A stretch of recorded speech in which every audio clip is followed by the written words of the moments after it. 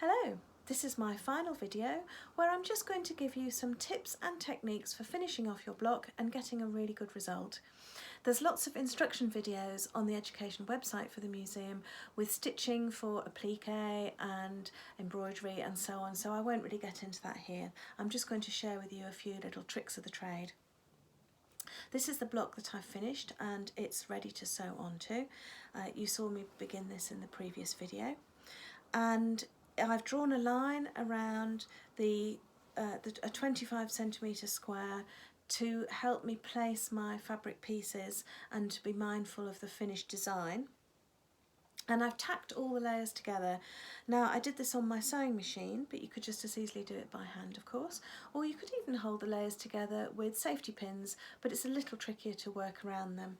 My top tip though is when you're tacking the layers together is to start in the middle and work your way outwards like the rays of the sun, because if you go from side to side, I've learnt from bitter experience, you can end up with a strange pleat in the middle which would take the attention away from your design.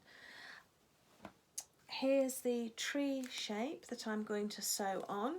Looks a bit strange, doesn't it? A bit floppy. I'm going to sew that on with my machine and then hand sew on top to add some detail. When you're doing hand sewing, whether it's applique or embroidery, if you can get hold of an embroidery hoop like this, then do use it. If you haven't got one, maybe one of your neighbours has one and they could pop it through the letterbox for you. It's really worth trying to get hold of one if you can, because it makes such a difference.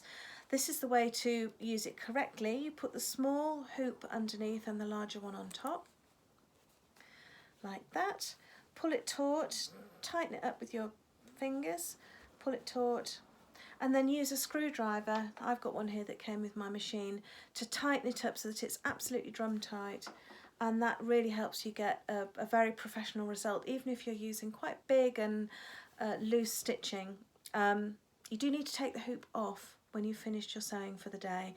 If you leave this on for any length of time, it will make a permanent impression on the fabric of a circle, which you know might spoil it. But if you haven't got a hoop, don't panic.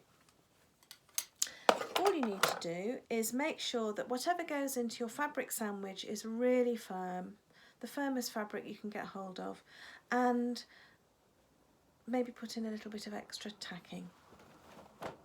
So I'm going to make my block now and I'll get back to you with my finished results.